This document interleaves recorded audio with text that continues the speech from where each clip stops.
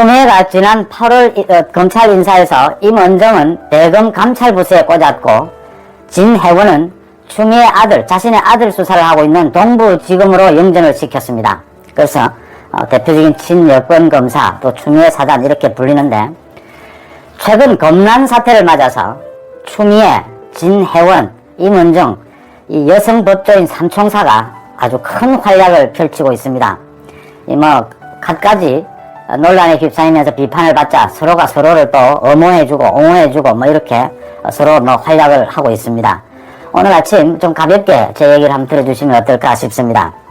이 진혜원이요, 검찰 나이트클럽을 이야기했던 진혜원이가 오늘 페이스북에 오늘 새벽에 임은정을 응원하고 옹호하는 글을 올렸습니다. 근데 그 글이 좀 어렵습니다.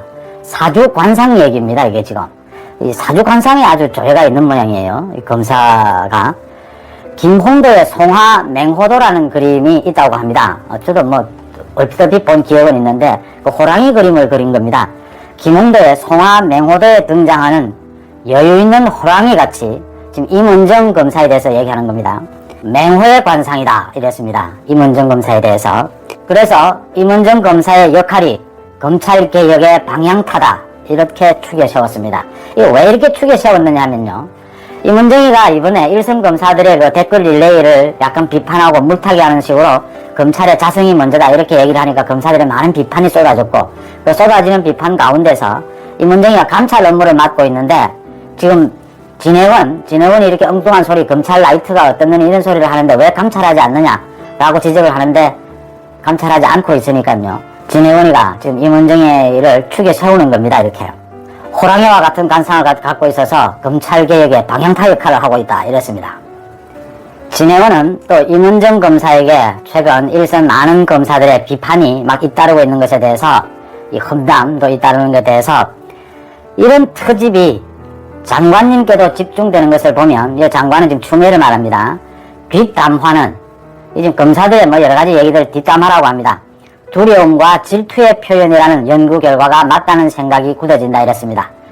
지금 검사들이 임은정을 비판하고 있는 것은 두려움과 질투의 표현이다 이겁니다. 지금 자신에 대한 비판도 그렇다 이 말입니다. 지금 임은정 응원하는 핑계로 자기 변명도 하고 있는 거죠. 진혜원은 또 임은정에 대한 동양학적 평가라고 했습니다. 임은정이 실제로 본성이 큰 불이지만 천을 귀인격이 있어, 저도 무슨 말인지 모르겠습니다. 이게 사주 모양입니다. 자기는 고생하더라도 공익에 기여하면서 성장하는 기운을 타고난 것이다 이렇게 분석을 했습니다. 참 아주 관상이 좋다 이 말인 것 같습니다. 사주도 좋고 관상도 좋고 호랑이 관상에 이 공익에 기여하는 이런 훌륭한 사람이다 이런 얘기인 것 같습니다. 잘은 모르겠지만, 이 진혜원은 이번에 검찰 나이트클럽뿐만이 아니고요, 저번에 박원순 성추행 사건이 일어났을 때 박원순과 팔짱을 낀 사진을 공개를 하면서 자기 페이스북에 자기가 박원순에게 성추행했다 이런 조롱하는 글을 올렸습니다. 그래서 그 성추행 피해자에게 2차 가해를 가했다, 이게 검사가 도대체 할 말이냐 이런 얘기까지 들었던 검사죠. 진혜원 검사예요. 또 수시로 친정부, 조국, 추미애를 옹호하는 글들을 많이 올려가지고 대표적인 친여 검사다 이런 얘기를 듣습니다. 임은정은 사실은 친정부적인 글을 많이 올리기보다는 검찰 내부의 각종 비리 의혹에 대한 글들을 많이 올렸죠.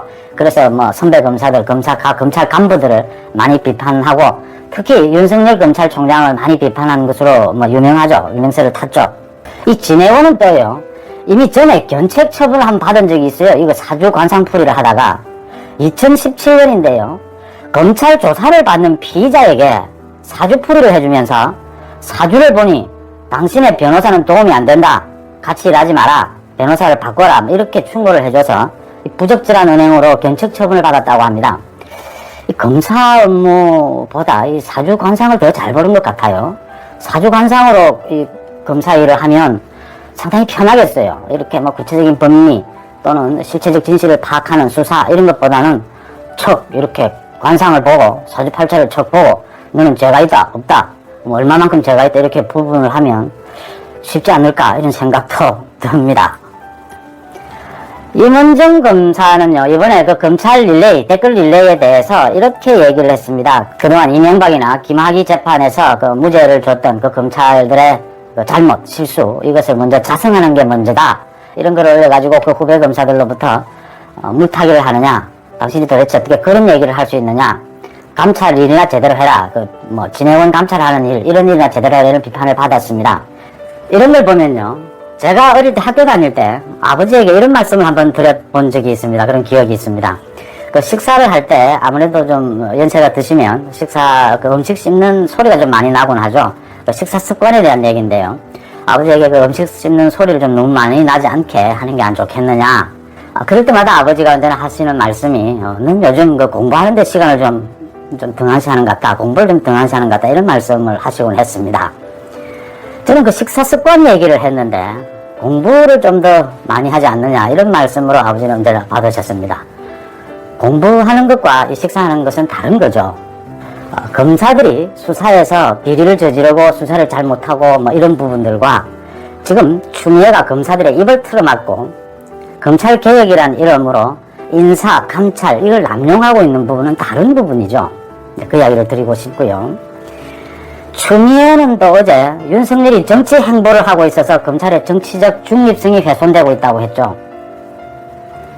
정치적 중립성을 훼손하고 있는 건 자신이면서 적반하장식으로 이럽니다. 윤석열 총장이 간단하게 한마디로 끝을 맺었죠.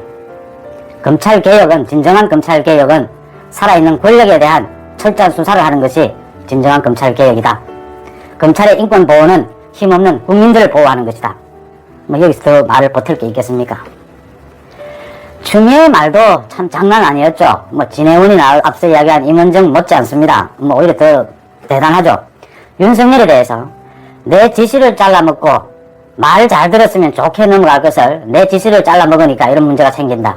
이랬습니다. 그러니까 윤석열 총장이 국감장에서 이야기했죠. 검찰총장은 법무부 장관의 부하가 아니다.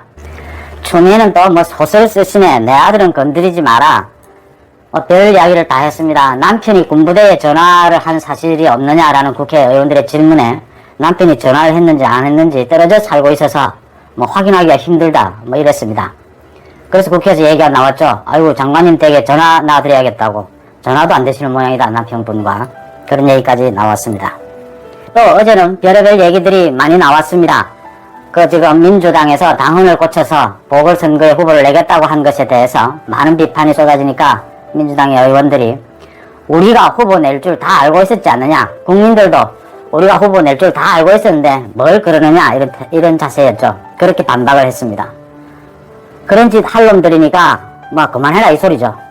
어차피 그런 짓 하는 놈들이니까 뭘 그걸 가지고 그렇게 비판하느냐 나무라느냐 이 얘기입니다. 그렇습니다. 나무랄 이유가 없습니다. 대신 권력만 내려놓으면 됩니다. 시골에 가서 농사 지으면 됩니다.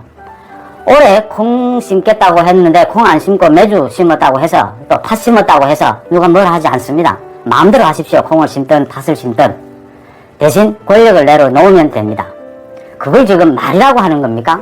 우리 어차피 이런 놈들이니까 어차피 말 바꾸는 놈들이니까 그거 다 알고 있지 않느냐. 근데 새삼스레 이제 와서 비판하느냐. 그만해라. 참 그만하고 싶습니다. 집권당만 아니면요. 이제 하다 사주관상회의까지 나왔습니다. 참 어렵습니다.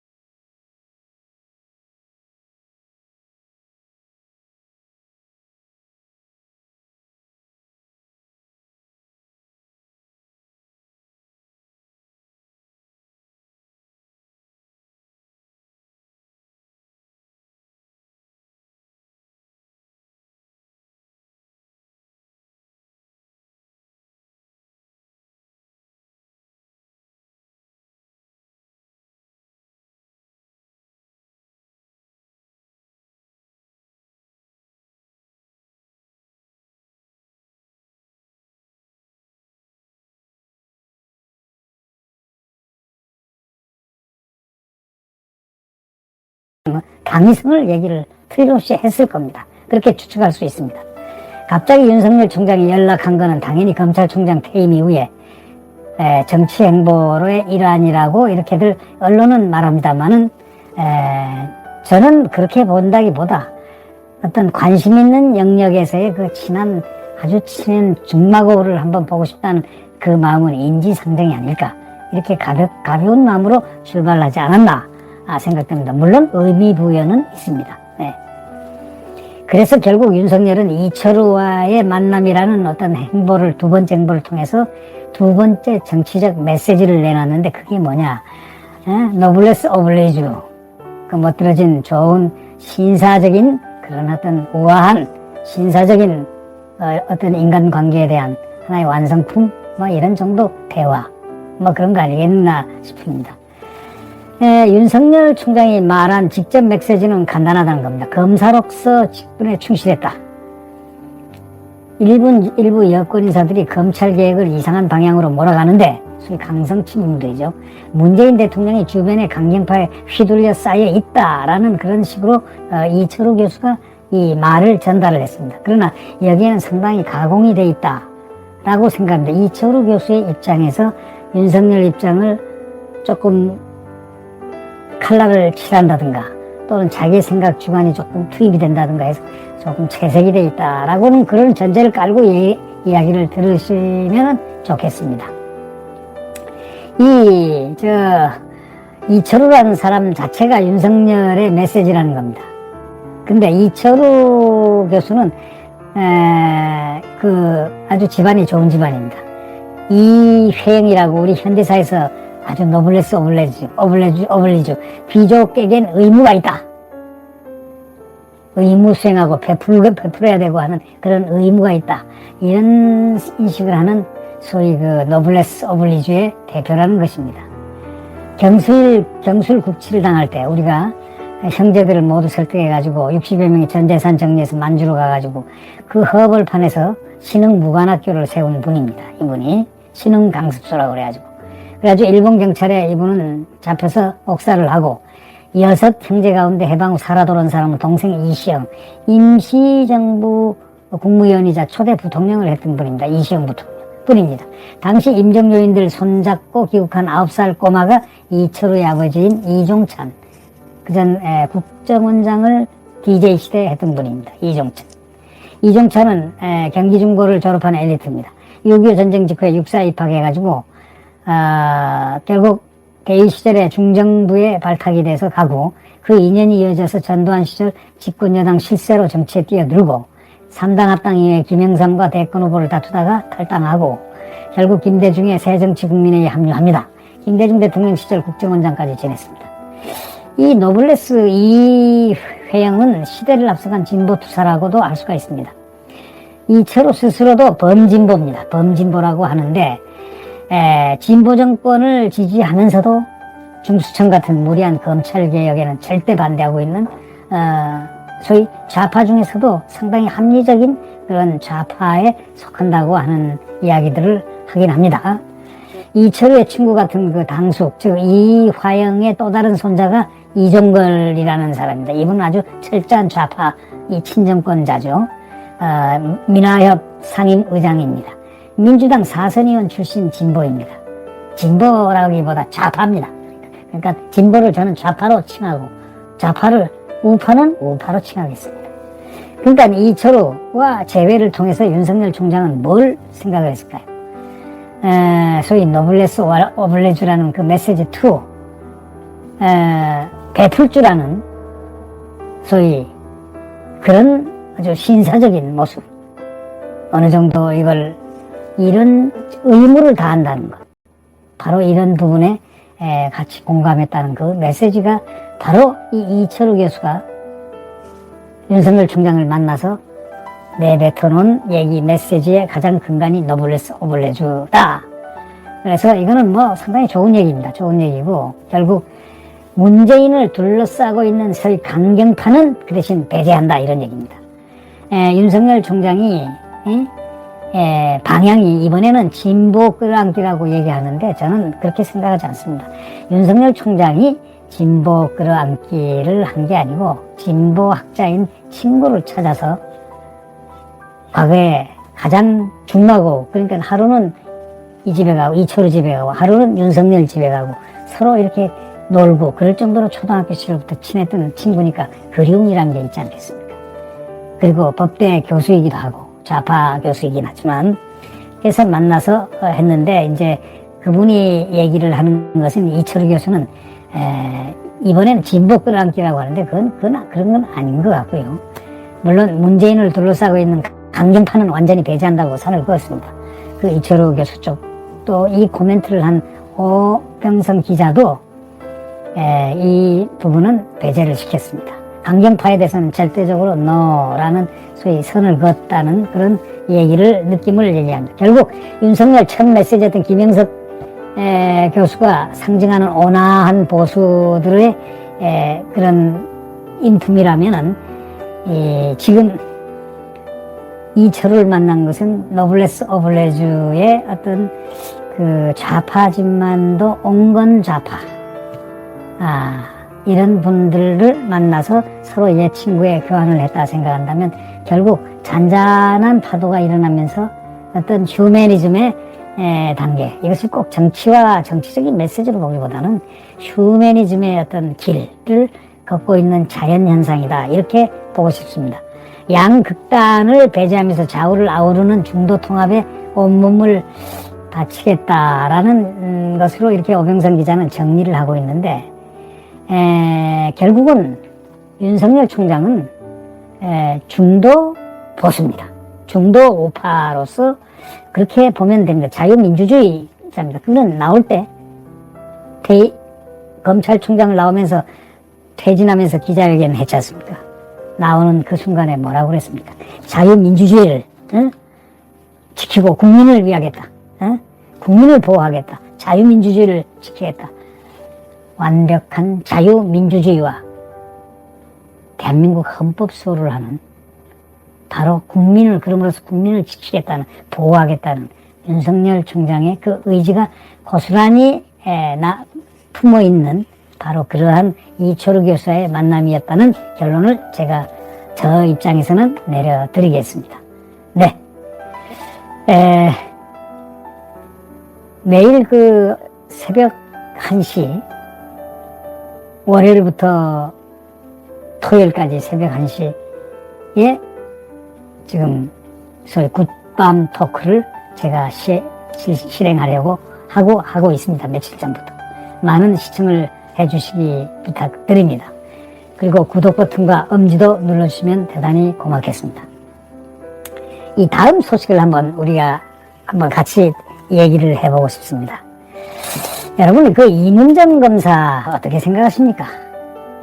이문정 검사, 가끔 사진이 아주 특이하게 비춰지는 그 사진들을 많이 웃고 있는 모습도 아니고, 그렇다고 해서 화난 모습도 아니면서도 이상한 그 얼굴의 모습에 그 모습이 가끔 이 언론의 사진으로서 많이 활용이 되고 있습니다.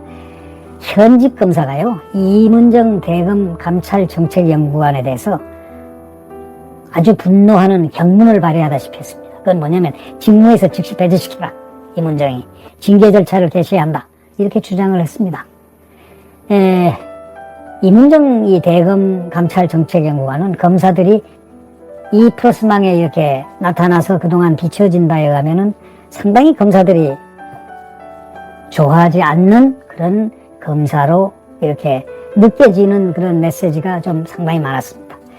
이 임연구관이 한명숙 전 국무총리 사건 수사팀의 그 모해 위증 교사 의혹 관련 내용을 SNS에 올린 것을 바로 지적한 겁니다. 이분은요, 임 검사는 추미애가 원포인트로 딱 인사를 해가지고 딱 거기다 꼽아놔, 대검에다 꼽아서 윤석열 검찰총장을 옥죄인데 어떤 역할을 하게끔 그 밑에 딱 턱 밑에 갖다 놓은 바로 그 당사자입니다. 대충 짐작하시겠죠. 윤석열 총장을 그토록 괴롭혔던 검사라고 생각하면은 맞겠습니다만은 윤석열 총장은 거의 이분에 대해서는 이렇게 무시하고 지나지 않았나, 이렇게 관심을 밖에 놔두고 있었다고 볼 수밖에 없죠. 네. 이 현직 검사가 말이죠. 이문정 대검 이 감찰 정책연구원에 대해서 직무에서 즉각 배제시켜달라. 징계 절차를 개시하라. 이렇게 주장을 했습니다. 얼마나 잘못했다고 생각하면 현직 검사가 실명으로 한 거를 했겠습니까? 이 소위 주장을 했죠. 임명구간이 이렇게 지금 법조계에서는 한 그 느낌들이 그렇게 썩 좋지가 않습니다. 어저께 그 법조계에 따르면 말이죠. 박철환 안동지청장입니다. 이분이 전날에 검찰 내부망 이 프로스에 글에 올려가지고 이문정 연구관에 대한 인사조치를 하고 징계 개시를 건의드림이라는 제목의 글을 올렸습니다. 아시다시피 이 프로스망은 검찰 가족들, 검찰 수사관, 검찰 행정에 종사하는 공무원들, 그 다음에 검찰 검사들만이 볼 수 있는 소위 검찰 가족만이 볼 수 있는 게시판입니다. 이 박지청장은, 안동지청장은 그래서 이렇게 얘기했습니다. 임명구간의 언행으로 인해가지고 검찰에 대한 국민의 신뢰는 물론 검찰 구성원들의 장관과 검찰 수뇌부의 법 집행 의지에 대한 신뢰가 심각하게 훼손되고 있다고 이렇게 지적했습니다. 이러한 행위를 더 이상 용인해서는 안 된다라고 짚었습니다. 박 지청장은 임명구간이 자신의 SNS에 한 전 총리 모해 위증 교사 의혹과 관련해서 그런 내용을 수차례 게시한 것을 문제를 삼았습니다. 이 중앙일보 이 기사에 따르면 말이죠. 임명구간이 그간 보여준 그런 언행이라든가 특히 그 SNS로 자신이 수행하는 듯한 그 감찰 업무와 관련된 내용을 공표를 하고 그에 대해서 불법적으로 했다는 의식을 잘 못 느끼고 있다는 것 같은 그런 태도에 비춰볼 때 직무를 수행할 의지와 능력이 또 자세가 갖춰지지 않은 사람이다 라고 신랄하게 비판을 했습니다. 이어서 임명구간의 SNS 활동이 감찰 담당 검찰 공무원이 부담하는 4가지의 기본 의무. 첫째, 비밀엄수. 둘째, 공개금지 의무. 셋째, 공정 의무. 넷째, 품위유지 의무. 그 4개 모두 다 전부 심각한 정도로 위반을 했기 때문에 이 처리를 해달라, 처분을 해달라 라고 지금 소위 소원을 수리한 거죠. 처벌돼야 한다 이렇게 말이죠. 박지청장은 검찰 구성원의 한 명으로서 박범계 법무부 장관에게는 임명구간을 감찰 직무에서 즉시 배제하는 내용의 인사권 행사를 건의드리고 조남관 검찰총장 대행께서는 즉각적인 감찰 개시를 건의드린다 이렇게 말을 했습니다. 이 지청장의 말은 가벼이 들을 수가 없는 부분이죠. 한편 임명구간은 SNS 글로 이렇게 얘기했습니다. 형사고발 대상이 되기도 했습니다. 시민단체 법치주의 세우기의 그 행동연대, 법세련이라고 그러죠. 여기서 형사입건 관련 의견을 공개한 건 공무상 비밀누설죄에 해당된다고 주장하고 임명구간을 검찰 고발 이미 했습니다. 사건은 지금 서울중앙지검 형사 2부에 배당돼 있습니다. 그러나 지금 중앙지검장이 누굽니까? 이성윤 아닙니까?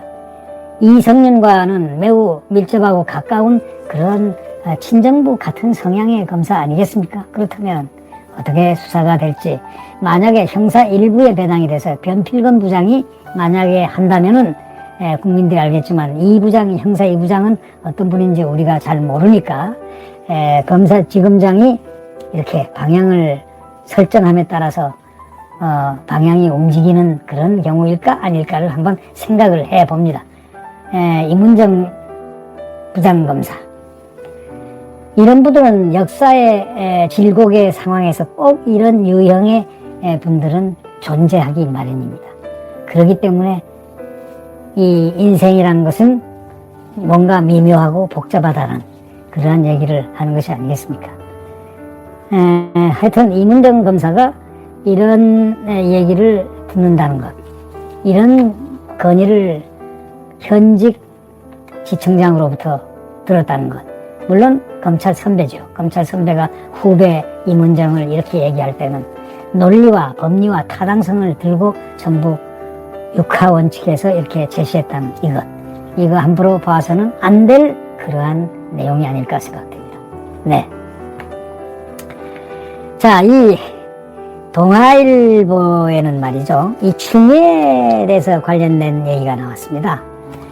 저는 이 추미애 얘기를 참 하기 싫어합니다. 왜냐하면 추미애 얘기가 나오는 순간 저는 좀 짜증스러움을 느끼기 때문입니다. 이 짜증스러움보다 기분이 좀 확 가는 잡치는 내 개인적인 호불호의 문제가 되겠습니다. 이분이 북미사일을 쏘아대고 하는 그 도발을 했지 않습니까? 그 와중에 추미애가 무슨 행동을 했느냐. 민주당은 남북평화 문 열어온 정당이다 하고 민주당을 선전을 했습니다. 민주당은 남북평화를 문 열어온 같은 정당이다. 남북과 북이 함께 걸어왔던 그런 정당이다. 이렇게 발언을 했습니다. 이 북한이 어저께 그 동해상으로 단거리 미사일 2발을 탄도미사일을 발사했지 않습니까? 이거는 상당히 위중한 얘기거든요. 보통 같으면 외국 같으면 안보회의 열고 난리가 났을 겁니다.